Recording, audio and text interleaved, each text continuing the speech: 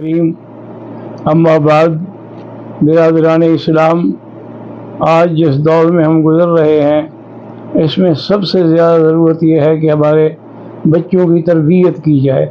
مدارس میں تعلیم تو ہو رہی ہے لیکن تربیت بہت کم مدارس میں ہے، اور تربیت کے بغیر انسان صحیح معنی میں کامیاب نہیں ہو سکتا۔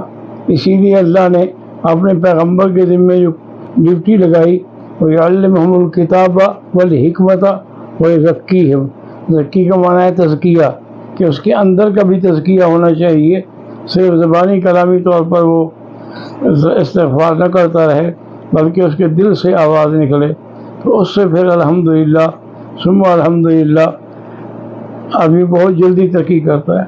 بعض مدارس ہم نے دیکھے ہیں الحمدللہ انہوں نے بڑا انتظام کیا ہوا ہے کہ 3 بچے جو ہیں مدرسے کے وہ اعتکاف بیٹھتے ہیں، وہ 3 دن کے لیے، 3 دن کے بعد ان کو چھٹی ہوتی ہے، پھر 3 اور آ جاتے ہیں تاکہ مدرسہ خالی نہ رہے معتکف سے، اور وہ حالت اعتکاف سے جب فارغ ہوں تو مدرسے کے لیے، طلباء کے لیے اور تمام عالم اسلام کے لیے دعائیں کریں۔